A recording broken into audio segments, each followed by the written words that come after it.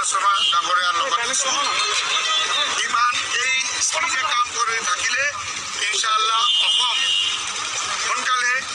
drug মুক্ত হৈ যাব মই আশা ৰাখিছোঁ এই ড্ৰাগ মুক্ত হ'লে ইনশাআল্লাহ আমাৰ অসমত তৰক্কি হ'ব আমাৰ অসমৰ মানুহে ভাল পাব এই যে ড্ৰাগছৰ যে প্ৰব্লেম গোটেই দুনিয়াত আছে আমাৰ অসমত কিছুমান বেছি হৈ গৈছে 100% মই 100% মোৰ কোঅপাৰেশ্যন দিম AIDF আৰু আমাৰ চব হৈ আমাৰ ৱৰ্কাৰ এক হৈ CM সাহেবৰ লগত থাকিম আৰু দুৱাও কৰি আছোঁ CM সাহেব কৈছে সিৰাজ ভাই দুৱা কৰিয়ে দুৱাও কৰিম আৰু ইনশাআল্লাহ কোঅপাৰেশ্যন কৰিম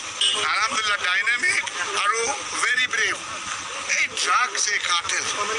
ড্ৰাগ কাৰ্টেলৰ লগত ইমান ষ্ট্ৰেইট হেড অন লোৱা এইটো আজিলৈকে এজন CMে গোটেই ইণ্ডিয়াটো কৰা নাই he is leading by example and he is number 1 for the first time হৈছে অসমত yes he is number one CM in India as far as fight against drug cartel is concerned and he is also doing a lot of development work inshallah apuni buji pabo next 1 year অসমে খুব তৰক্কি কৰিব ইনশাআল্লাহ আমাৰ মানুহে সব কামত লাগিব ইনশাআল্লাহ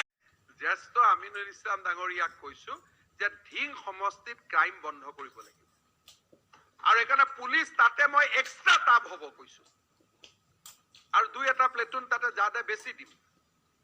আৰু একেবাৰে তাত গৰু চুৰ হত্যা ধ্বংস সব বন্ধ হ'ব লাগিব কাৰণ আপোনাক মই বেছি ভাল পাম আপোনাৰ সমষ্টিটো ল এণ্ড অৰ্ডাৰ ফালৰ পৰা হোম মিনিষ্টাৰ হিচাপে যদি মই ঠিক ঠাক কৰিব পাৰো মোৰ বহুত ভাল লাগিব জালুকবাৰীতকৈ ঢিংখন বেছি ভাল কৰিব লাগিব বুজি পালেতো কাৰণ আপোনাৰ লগত মোৰ ইমান দিনৰ সম্পৰ্ক পুলিচৰ ওপৰত যিহেতু আপুনি